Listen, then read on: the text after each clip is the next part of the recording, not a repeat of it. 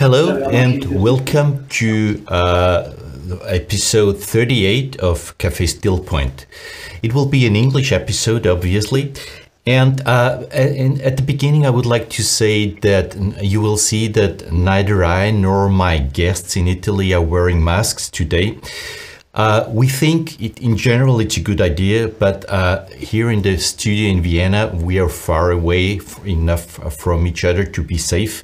And our two colleagues in Italy have been tested today to make sure it's safe to drop the masks. So it's not a political statement, it's just a matter of convenience. We are able to stay safe nevertheless. Today's guests will take us on a journey through past, present and future of osteopathic education. This is a daring venture in times like that where we often even don't know if our schools will be able to open next week. But someone has to do it and someone has to keep the long-term perspective in mind. And my two Italian friends will be happy to do that. They have seen the future and they want to share it with us. Who will be here? Carmine Castagna is a second-generation osteopath already from Milano. And there he is also the principal of the Istituto Superiore di Osteopatia of ISO Milan. And we've known each other for many years and we've worked together on several international projects and organizations. We're on the board of OSEAN, for example, or on the committee that developed the European norm for osteopathy. He also holds postgraduate certificate in education. Our second guest, Giacomo Consorti, also works in ESO's educational department, and he's also working with Francesco Ciaritelli's COME collaboration in Pescara in Italy. Maybe some of you will remember the program we had on with Francesco before the summer. He also holds a postgraduate certificate in education, and both of our guests are really passionate for modern education and for science-based education. They attend seminars and conferences for medical education. They are even members of the Italian Society of Medical Educators. And if the term edu-nerd did not exist yet, we would have to invent it for them. So it will be a really interesting evening. Ciao ragazzi, welcome to Café Stillpoint. Ciao. Ciao. Hello everybody. Hi. It's a very pleasure for us to be host, and thank you very much for your kind invitation. We are very, very happy to share something with your community and to make this little trip in osteopathic education. Playing the future, Yeah. which maybe will be our future, but as we will discover, is the present of a lot of other health education systems. So it's gonna be really insightful, probably. We hope so, at least. Yeah. Maybe before we go to the topic, how did it come that you are so passionate about education? I've seen osteopaths who are passionate about anatomy or about techniques or about complicated models of finding the primary lesion, but it's education as a passion is unusual. How did this develop in you? I just start. So first of all, I am very, very passionate to techniques and complex model too.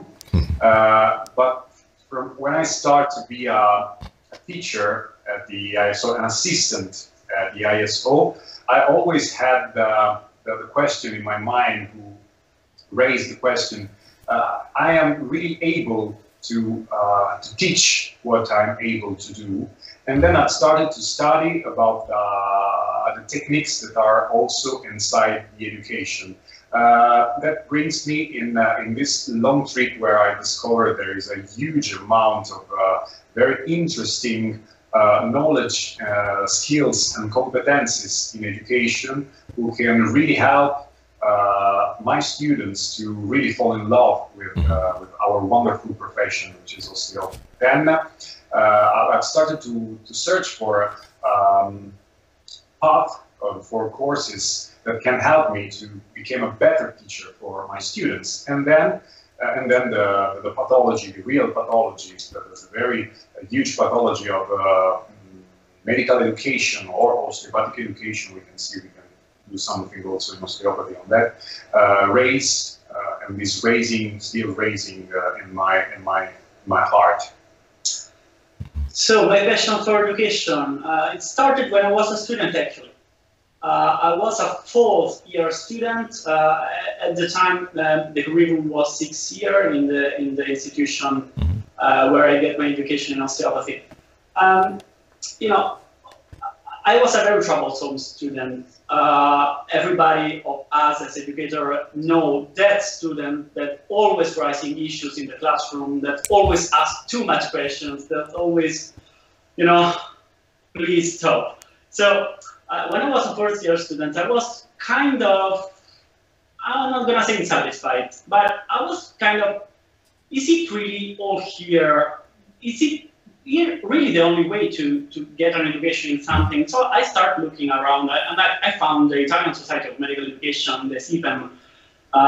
They are huge experts in the field, and I started going to their conferences, doing their courses as a student, and they started opening my eyes, widening my view on the huge world of medical education.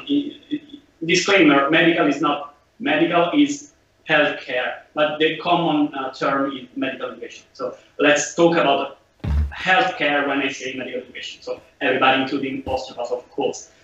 And I discovered this huge world, and it was a completely new thing. And as all new things that answer your questions, it's always beautiful. And so I got really passionate about that.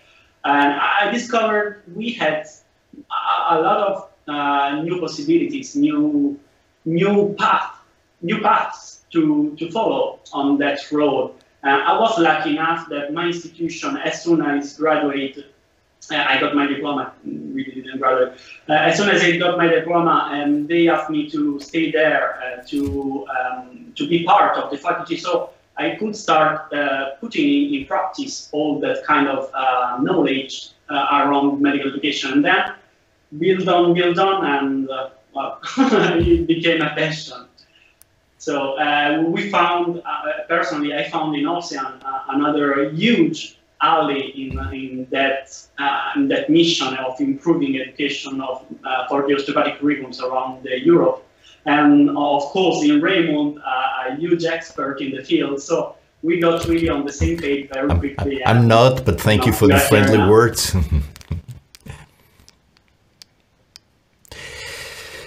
Thank you. It's nice to it's nice to know where you're coming from. I think you've prepared a few slides.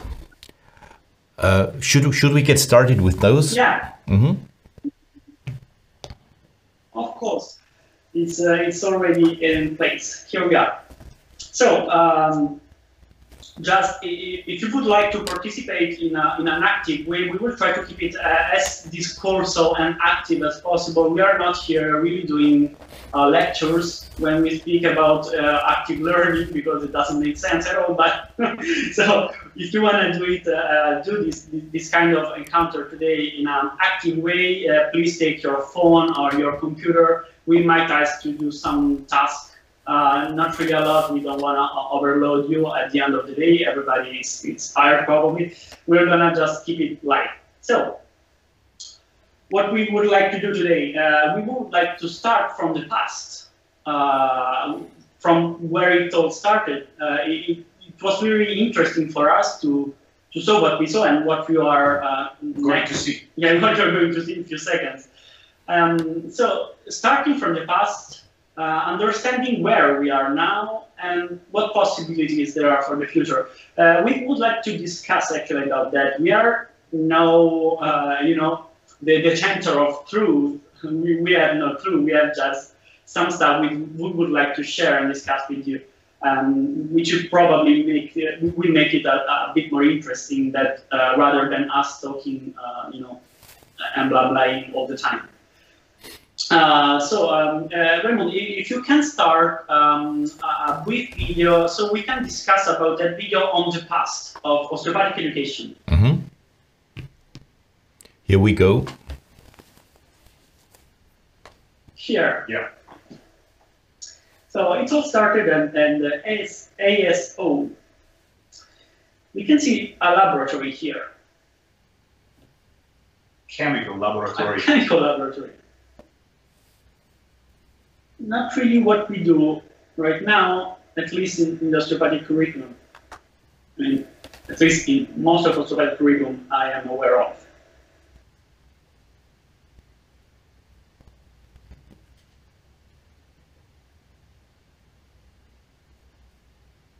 See some of the sections. But we speak about anatomy. Here it is some anatomy. Doing anatomy more than reading anatomy. Here, orthopedics. So now we can start understanding the actual difference between American osteopath and European osteopath. They are really grounded, their medical background is really evident. And here we are, lectures, kind of. So,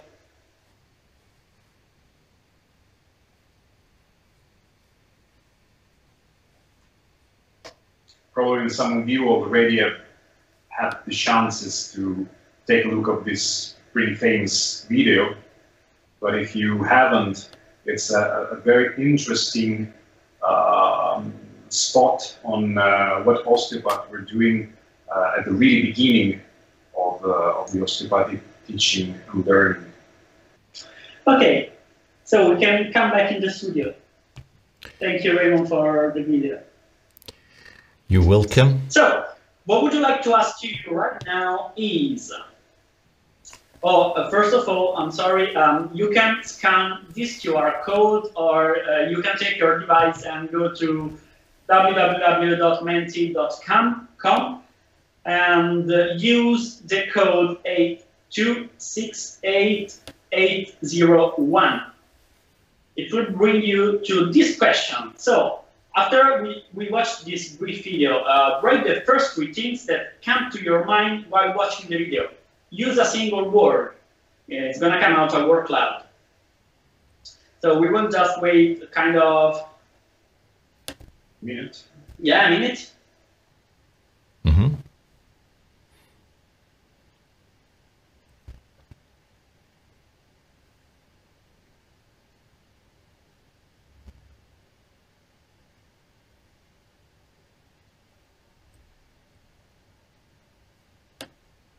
Mentimeter is a very interesting tool in order to engage the students using tools that are not so, I would say, appreciated by us as osteopaths because it's technological tools. But sometimes in the classroom really helps to raise interest, to take students interested and to use the evil tools as an instrument, as a tool for learning, because it gives also us the opportunity to interact with big classroom in a very small time. And here some of your answers. So basically, it comes out that observation is a big thing that comes in your mind when you see that. Practice, role model, laboratory, mentor. So you see, it's basically a pretty active role, apart from the observation, which is not really an active activity. I'm sorry for the wording. So we started from this kind of things. So this is a nice picture of what was the osteopathic education in the past. So we moved on then until in 2015 we reached this big. It was a milestone in our in our community, because Raymond was there, I was there, trying to help the community to have a common path, a common kind of education. And when we talk about education, one of the aspects that we try to include in the same standard was the education. We work, and we are working now for enhance the standards of education, but at that moment in 2015, the technical ways, the aspect, the way to learn and to teach osteopathy was the one you can see in the slide at the moment. So lecturing, workshop and seminaries, tutorials, self-managed and self-directed learning, supervised clinical practice, and dissertation was and is now the way that we use to teach and learn osteopathy, which is pretty helpful and useful. But we would like also to discuss tonight with you if we can have other tools, other techniques in order to enhance our path and our education in osteopathy. Yeah. Just think of the huge amount of time we spend doing lectures.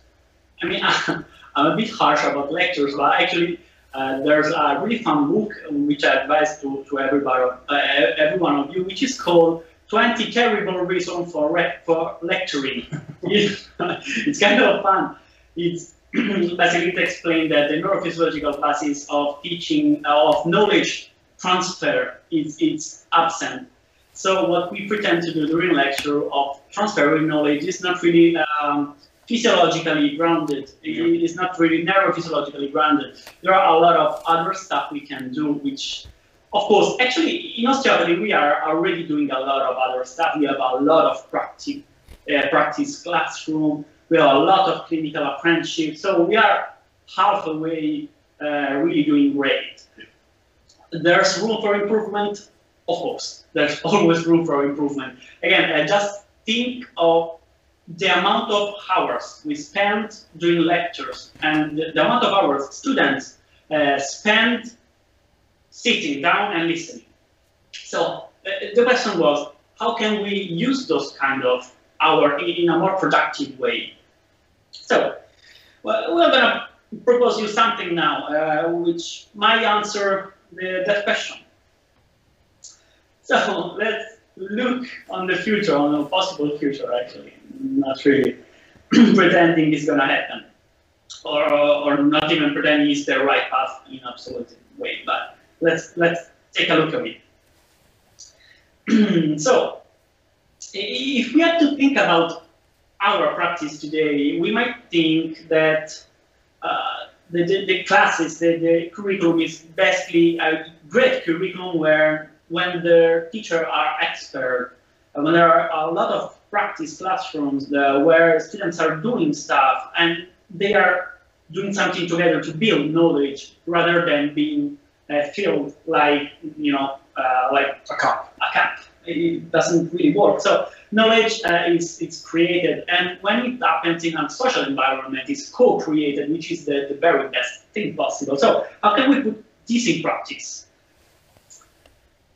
Quite strange, This comes from called reflective cycle, which is a way to doing stuff, reflect on what you are doing, trying to deeply understand what you have done, and then active experiment what you are doing.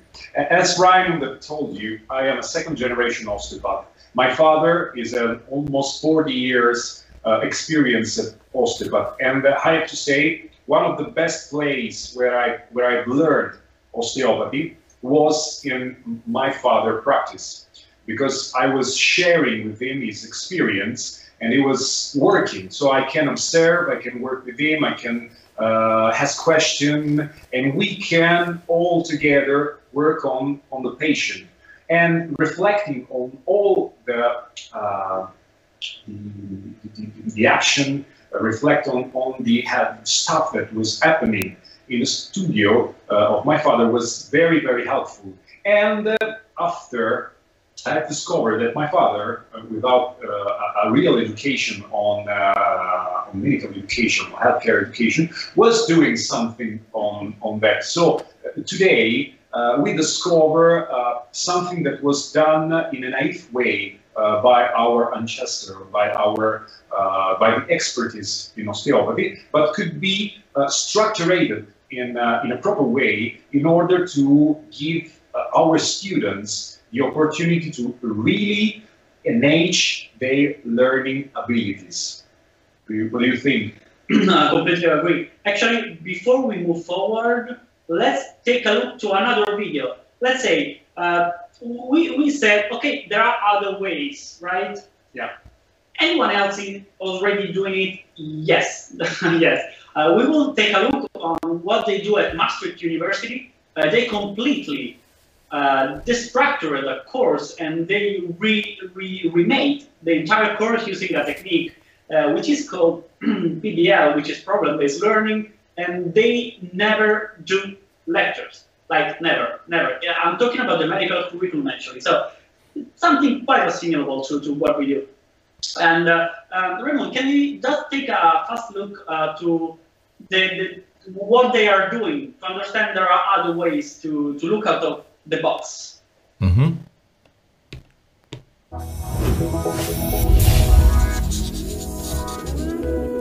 Of course, this material is Welcome from to Maastricht University. Are you ready? Is there an audio also? Yes. Wait a minute. That's what you were expecting, but that's not how we do it. So, as you Small can see, tutorial Maastricht groups. is totally That's better. deconstructed. Maastricht University is known for problem-based learning, PBL. We solve complex problems ourselves using real-life cases. Groups. Each group has 12 to 15 students, and we divide the different tasks between ourselves. Dozing in lecture halls is not an option. We all participate actively in the discussion. One student leads the discussion, ensuring that it stays on track. To make sure we don't forget anything, the secretary takes notes of what we say. The other students too play an active part. Together, we ensure that the group process runs as smoothly as possible. So what does the tutor do? He or she is specially trained to monitor the whole process, making sure we don't miss anything. But we often make good progress by ourselves, and so the tutor stays in the background. Let's get back to the case. A case is a problem from everyday professional practice. We each receive a text describing the case, and we read it carefully. The case is complicated. We'll need strategy and teamwork. We just understood basically, we will not go so in deep on PBL right now, it's just one of the methods. Actually, what we really like about PBL, usually there are some misunderstanding on PBL and people think that it might be about problem solving. It's not really about that. The main activity of PBL is destructuring problems. So let's try to use this conception here on this slide now. What we were showing you right now. If you can you put the slide, please? All right. Just behind Raymond, okay, there's the clinic and in the middle. So let's try to do a kind of blend between code and what we saw about destructuring problems. So we are in clinic. Our students are in such clinic. Let's think about first-year student. Why are they in clinic? Of course they can be in clinic. Of course they are not working in that very moment. They are probably just observing, but they are living an experience. Let's say we use the clinic to let students experience a problem, right? After the clinic, they go outside and they use different activities to destructure that problem in order to label that needs of education they have. Once they labeled all of them, again, there's all around a lot of labs, right? So we wrote like research lab, manual lab, pain management lab, differential diagnosis lab, movement lab, humanities lab, and so on, simulation lab for the behavioral and relational aspects. So there are a lot of labs. Each lab might represent an answer to the needs of education of the students in that very moment. So after they look for their needs, they know what they need, and they know there's some place in the very same position that can give them an answer. So they can go straight forward where they need to go to answer their questions. One very important point on this is try to remember when you studied anatomy and why you studied anatomy. I will say when I had studied anatomy and why. The first time I studied anatomy because of the exam. So my focus was on passing the exam. What really stayed in my mind after the exam was only the score of the exam. Then I had to restudy again anatomy, and was when I came in the clinics, because I really need anatomy in this case for the real life scenario that came, because we know there are a lot of stuff related to anatomy who could be pretty useful during our private practice and or in our clinic. So one of the points on this approach is if you match the need of your real life profession, probably your attention, your focus, your I would say, your focus, your power are all related to something which is really useful in your real life. So using this kind of methodology really helps the students to focus on the real life problem. Yeah, absolutely. Actually, if we look back at the cope cycle, the concrete experience is the clinic. So we move forward after the clinic. There's the reflective observation, which is when they reflect on that very problem, they destructure the problem, they understand the problem, and they understand the educational needs. Once they did it, they go to the lab, and they go for the abstract conceptualization. They start studying the subject, they start doing the subject. And after there's the active experimentation. After the lab, they try the stuff in the lab, and they retry it in the clinic again. So it follows the experiential cycle of COLE. And it's kind of useful to try to understand why it might work. Actually, the COLE cycle actually is grounded on neurophysiology. Cameron, you want to talk briefly about that? That we have a huge amount of evidence in neurophysiology that allow us to think that actively doing something is much more powerful than just reading or hearing something.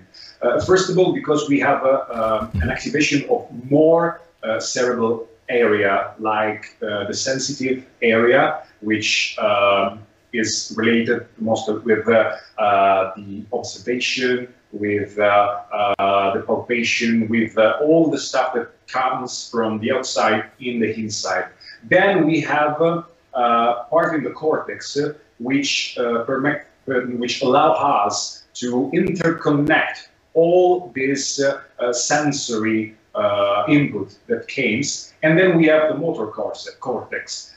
In doing stuff, we really enhance the learning process, because doing really change the structures of our brain. So, for example, for us, the part of the manual approach, it's very important. When you are treating your patient, you really need to be able technically to work on that, but also cognitively to know what you are doing, or try to figure out what you think at least you are doing. So all the stuff from a neurological point of view, neurophysiological point of view, are probably the key point for explaining why an active way to learn is much better kind of passive way of learning.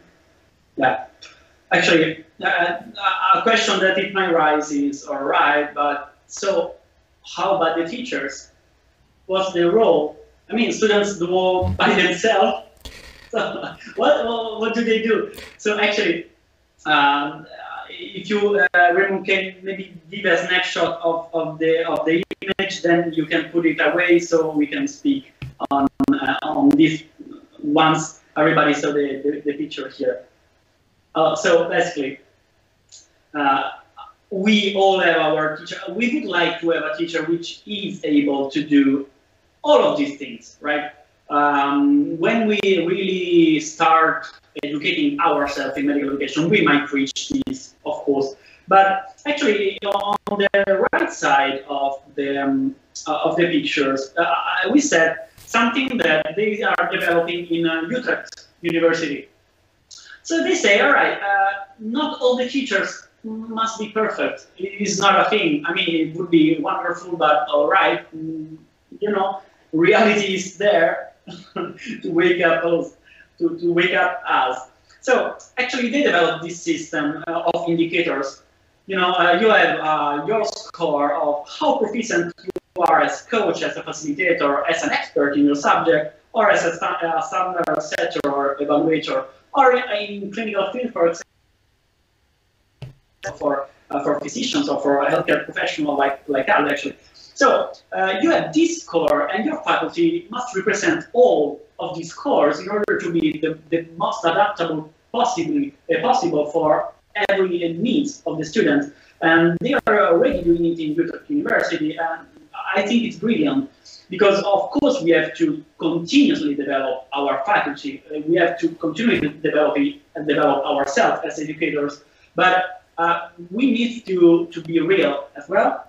So even when we do formal training and everything, of course, there are personal predispositions in different areas, and we have to respect them, and they are actually enriching. We are not going to destroy everything. I mean, everything was looking good right now, and we want to build on that. We don't want to destroy anything. So actually, we want to really empower the personal capabilities of every of our teacher, and this is a great way to do this. So it might be really interesting. Another thing to take in account right now. All right, all these things. Where does it happen? It needs a specific physical environment to do this. Again, if you can switch a bit on the picture. May I ask you a question or make a comment here? Maybe first. Absolutely, yes. First, regarding the students.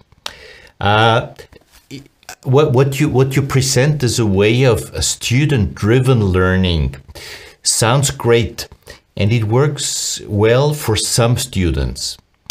What we often find in practice is that there's always a big group of students who actually prefer lectures.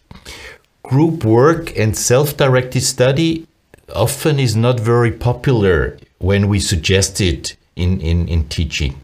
What's your experience in that respect? Do you have similar reactions?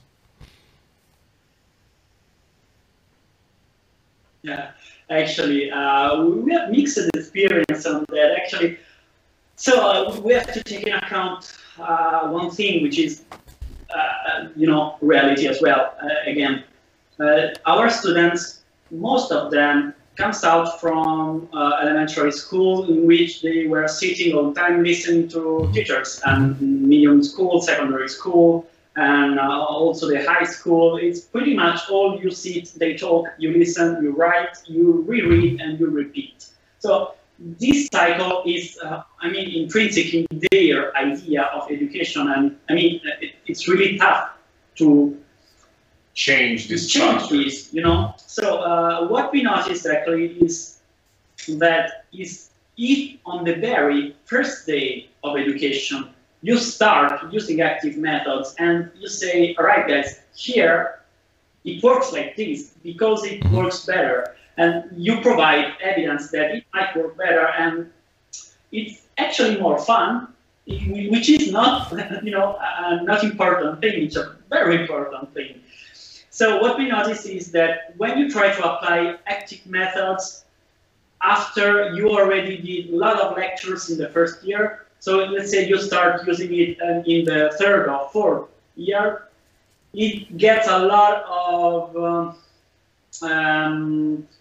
how you say that, they really are not so happy about that.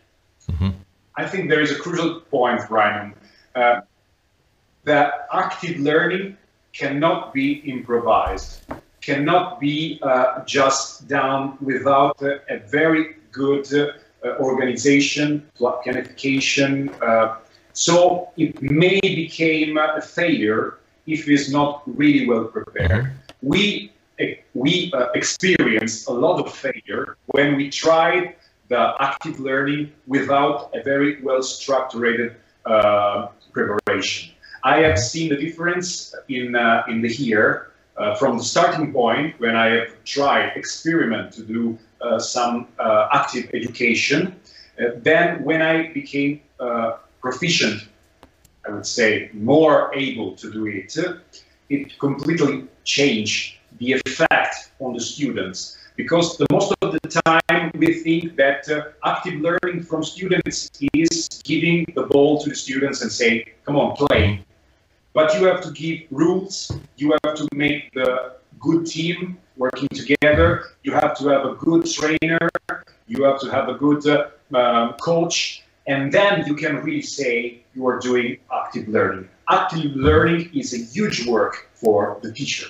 Much more work for teacher than for students. And correct me if I'm wrong, if students are not, if the teacher are not really prepared to really embrace all the work that means active, make active learning, the failure it's 100%. And I have to say, we experienced a lot of time this kind of problem with at the ISO, and we are still having problem with active learning. But the most of the time is because we don't structure the activities in a proper way.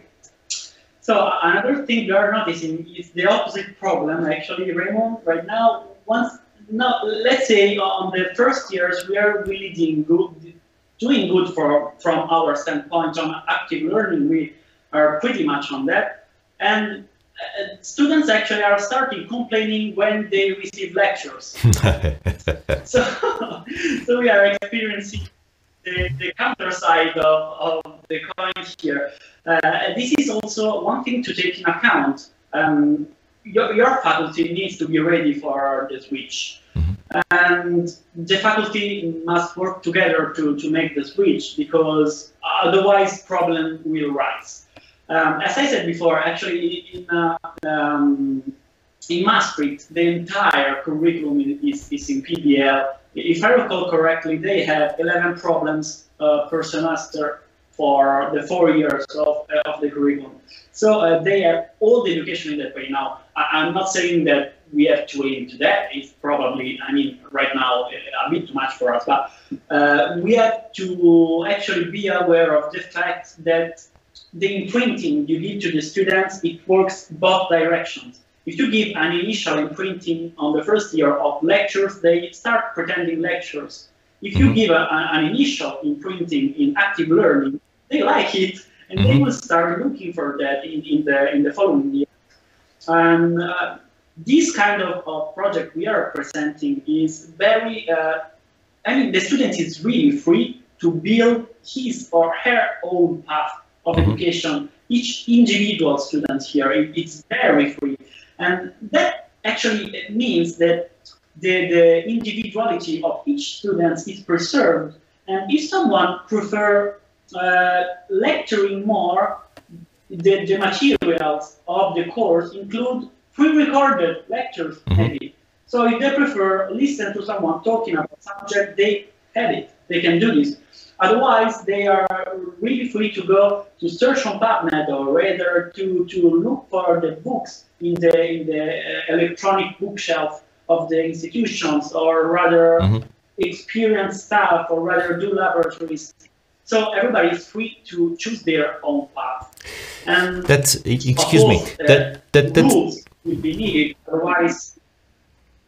that's maybe another complication that arises from the method.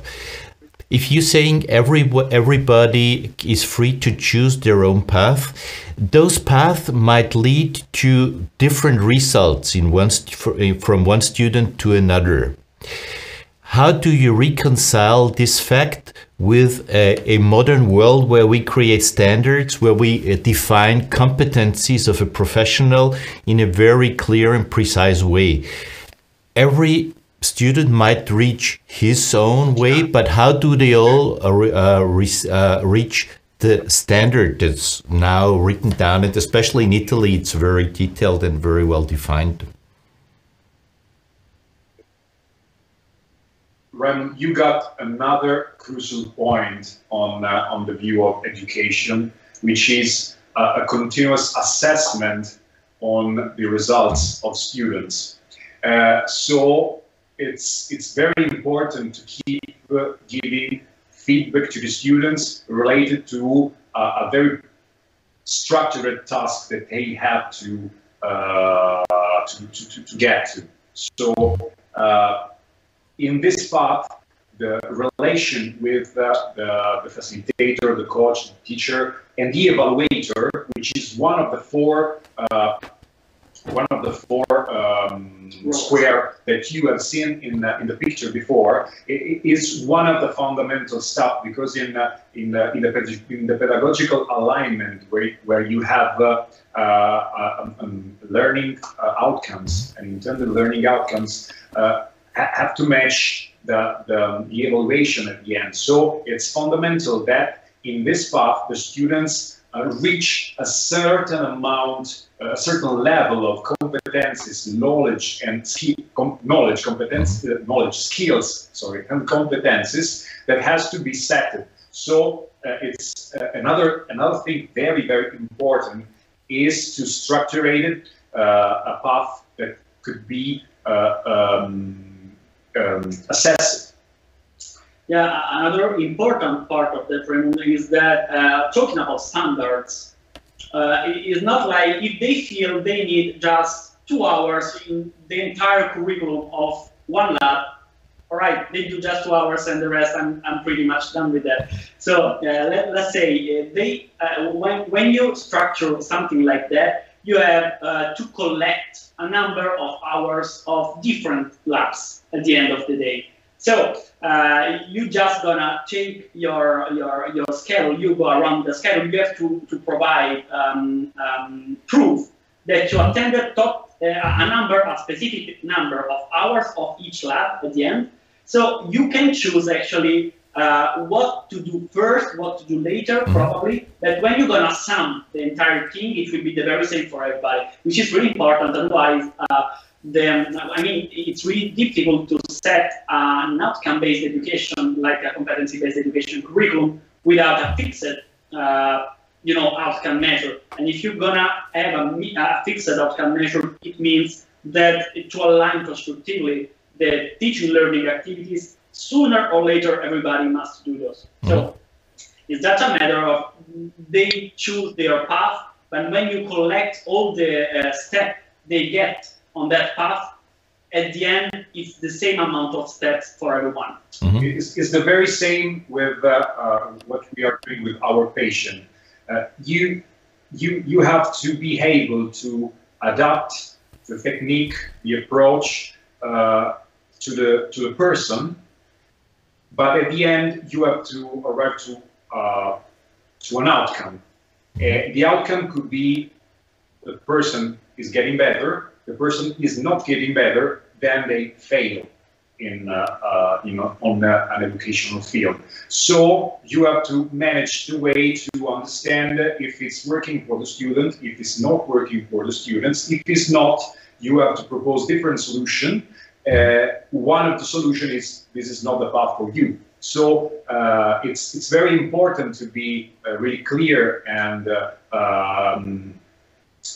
just to communicate with the students in order to set the level that they have to raise, they have to get for being a profession who aim to be an healthcare profession. Yeah. Thank you. Thank you. Did this answer your question?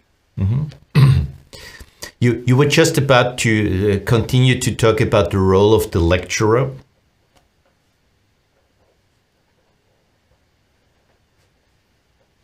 Yeah, in particular, what we would like to share with you is a reflection on the environment that could be an environment who can facilitate the process of learning of the student, and because the evidence say that practicing is the best way, but probably the best way to learn is a clinical environment. But the clinical environment, as the curriculum, has to be structured in order to facilitate the process. One of the best stuff of a good educational path is that can be adapted, like our ecosystem, like our body. The human being has evolved because has made a lot of adaptation during the pass of time. We have to create an ecosystem structure who can really be adaptable to the different needs of students. In this case, will be probably useful if you can share with our audience the slide that Giacomo is projecting at the moment. Because this is a real environment, this is a real project. You can see a different area who can run different experience for the students, different laboratory with different person and different teachers. Interdisciplinary, an interdisciplinary environment, but based on an osteopathic outcome. And in this environment, you can provide a very huge number of experience to students.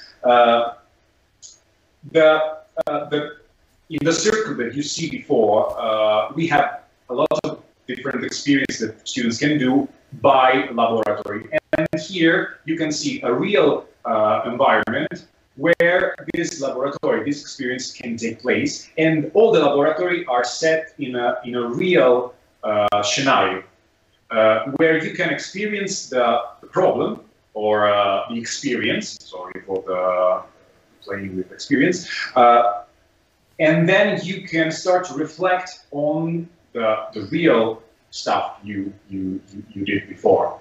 Yeah, actually, I mean, we set some pictures to make it, I mean, more friendly because it was difficult to follow before. But best, you need the rooms needs to be modulable. You might need mobile walls, since you can adapt your environment to your needs in that moment. You might need some, technology. It might need some social area. And when collaborative learning takes place, it's good doing it in front of a cup of coffee. Even when us as teachers give feedback, it's good doing it sitting at a table with some cookies, with some coffee. Imagine the best moment in a congress. Usually is coffee breaks, when you discuss about the previous lecture or the previous workshop or the previous experience. Then there you really are fixing your knowledge and your thought. So the environment, it's very, very important on that, and has to be adaptable and has to be different, because this means a lot of different experience. So these, on a long run, may lead us doing the clinic for students. We can move from that to a student-led clinic. We are going again more into the future on that. Again, it is not the future for a lot of places. So that's a framework for the entrustable professional activities. They use it for the residency program in medicine. It is their place where they are born. But actually, it cannot be a good framework to start thinking to this, to empower the independence of students, because at the end of the day, when the curriculum ends, they need to be able to be independent worker completely. So if you can see, it starts with just observation, but not execution, even with direct supervision. It might be what the students of the first, maybe second years are doing. And it moves on until supervision provided by trainee to more junior colleagues. The tutor is not more there. So the senior trainer and the senior students are teaching to junior students. This thing might sound weird to some of us, but it's actually what they are doing in this beautiful, crazy students-led clinic. This is a student-led clinic for interprofessional healthcare. So there are more than one specialty in that. It's held by Victoria University. It's a crazy, beautiful place, and it's completely run by students. So again, what it might sound really far future for us, it's a really bright present for someone else. So it's actually possible. Another thing which is really interesting, actually, literature on medical education always tells us, all right, guys, but we are just assessing the first level of the Kirkpatrick pyramid here, which is what we do in our curriculum. We evaluate reaction, if they like or not, with feedbacks, what we do when students write feedbacks on the courses, and the learning through exams. And that's pretty much it.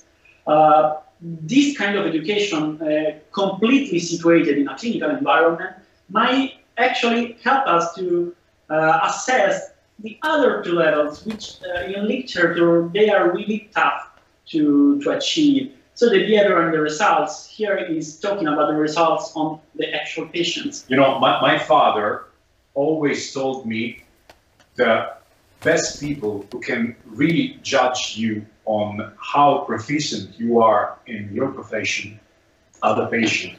Because the real life, the real examen is when you pass through your patient. If your patient have a good feeling with what you are doing, that's the best way to evaluate a professionist. Obviously, we have to set standards in order to be able to create safety professionals, but probably this is one of the points that we start to include in our way to evaluate our students, because from the literature, from the evidence, we start to have a very interesting area of development that our school, our community should start to improve. Yeah, it doesn't mean actually let the students formally assess our students, if the patients formally assess our students. I mean, this would be crazy. But it's actually an invite to start encompassing a multi-source assessment as much as we can on all the learning outcomes of our students. And the single-based assessment on every single task is probably too much reductionist. It's too reductionistic. There's a huge simplification of complex matter. So just the message we would like to pass about assessment is keep it multi-source, multidimensional, as multi-source and multidimensional as possible. It's like trying to evaluate if osteopathy works only with biochemical examination. You cannot really picture the whole power of the osteopathic approach if you just look to a biochemical examination. So it's very important that inside our way of teaching and learning and then assessing our student, we can introduce some different way of teaching, learning, and assessing, because the evaluation, the feedbacks who came from the peer, so from the other students, from the teachers, from the patient, from other profession, where we are talking about communication with other professions, because the most of the time one of the limits that we have is the language. So we have to introduce in our education a very multifactorial, complex way to learn, teach, and assess. So we can really say that our approach is holistic, is student-centered, but most important must be patient-centered. So we should try to create an education who start from the person, who must be active, so the patient must be active, and there is an active, I would say, an active approach, an active model around the process of education in osteopathy. That was a lot of. This is one of the key points that we are reflecting on in our Department of Education, because we've completely changed the teaching paradigm in this moment. What do you think, Ryan? This sounds too weird for you, or may have some sort of interesting?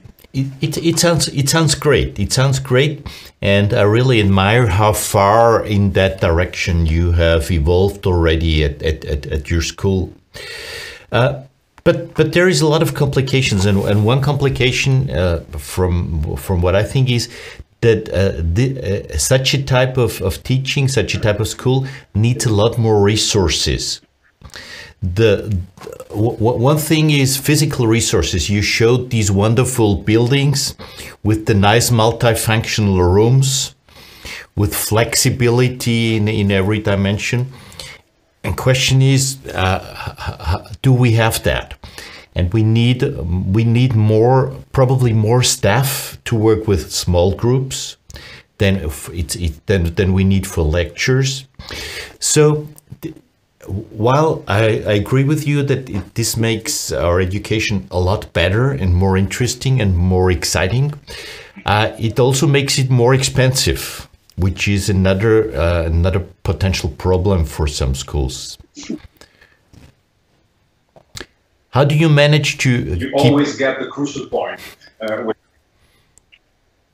How do you manage to keep the costs at bay? In this case, one of the costs, yeah, absolutely. One of the things that we can start to think about is create small projects. So if we think, for example, that this could be a good way to evolve the osteopathic approach, we can start to evaluate the total number of hours that we dedicate with our formal education and try to select a part, I would say a third or a fourth of all the course, and try to start some project with a small group and try to experiment this kind of education.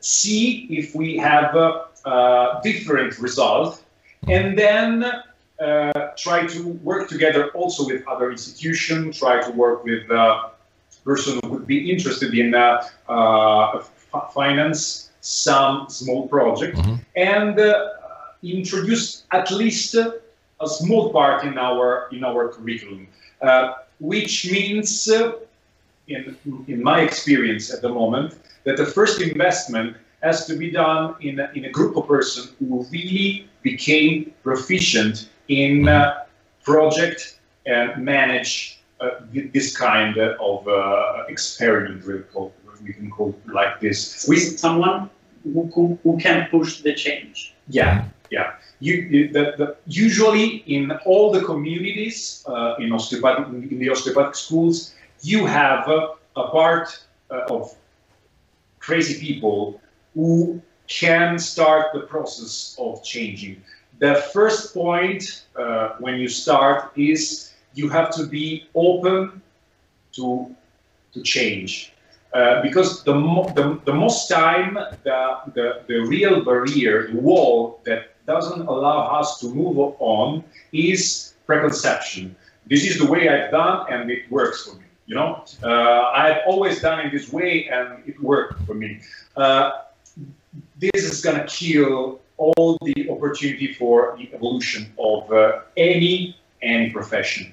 But with small project, and I would say you can ask students who would like to really participate on this in this project. So you can have a class who is who choose to do this. So you have you probably don't have the economical I would say satisfaction, but you probably are starting to create a group of students who can become the future teacher that can really change the way of teaching. Obviously, if the board of the school has this kind of feeling, has this vision, and want to create a mission of changing, because for being able to change, the board of the school has to have this view. You cannot start any change only because it is right on a paper.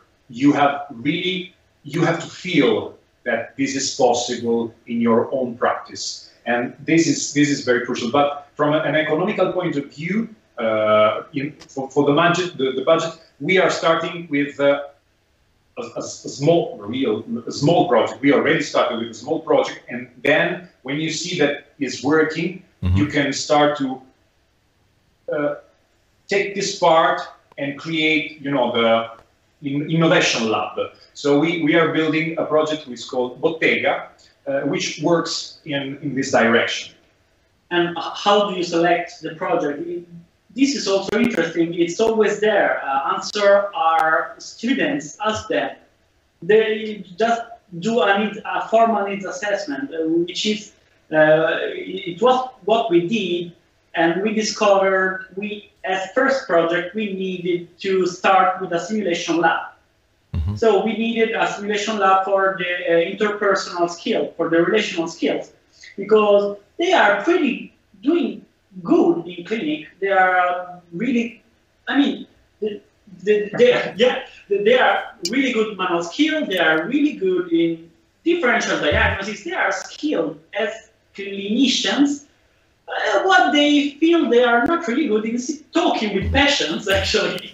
So they don't feel good in that, and we just asked them, and they just told us. And so they are a great way to choose what project to invest on. So first thing we decided to start was a simulation lab.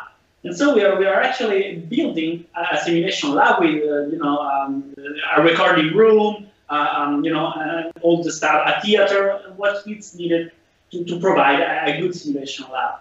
And most of our answers are there. We have just to ask those.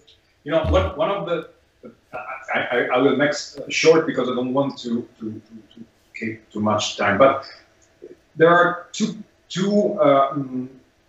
areas that really gives you a lot of answer if you ask the right question.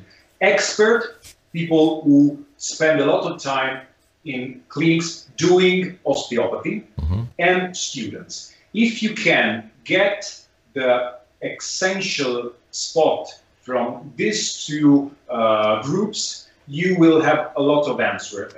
I am really lucky because my father is a very expert osteopath, and I can get a lot of inspiration from his thought, from his practice. Praxis, which is the best practice, fundamentally, it was selected by Stephen Tyerman, for example, which is one of the greatest philosophers in osteopathy that I think is just second to Andrew Taylor Still. He really said we should focus on what we are really doing on the clinics in order to understand what will be the need of the students. And this is one of the goals that I personally keep in my mind and in my heart, because it's very important to really be able to collect the essence and try to teach not what we say, but what we are really doing. The next step, probably, the step for the next generation, or for our generation, is try to explain what we are doing based on a scientific, credible answers. So we have to be able to start to speak a language will be the key for going in the healthcare system without looking weird, but looking innovative in our field. That's a crucial point from my point of view. Thank you. Thank you. Very nice to get ideas on where we could start.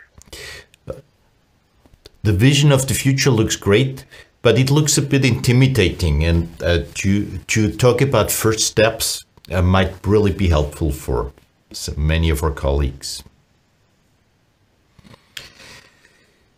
Good. Anything else we should know about the future? Fear brings you to the dark side. It was, the hardest part is always the first step, and trying to break the wall of fear, because fear, it's one of the worst emotions that we can feel, and usually drives us on the wrong side. If you are involved in a shoot, the best way to go is the other way of all the people. So we need to think out of the box, which is one of the worst sentence we can say, but we need really to do it, because sometimes the only way to evolve. We are doing great, and this is the worst thing for us, because we are really doing great. Our students are very good professionals, but this cannot be our goal. We need to try to do better. So the only way is mess with all the stuff that we have on our field. Raul, I think that the easier step to do as a first step is to develop your faculty. Develop your faculty, and it must start from the head of the faculty, from the direction. If the direction acts as a role model for its faculty or her faculty, it just lets better results. The faculty get engaged in what they are meant to do, in the way they can improve all the thing. I mean, also a rewarding system might be an idea, actually, on that basis.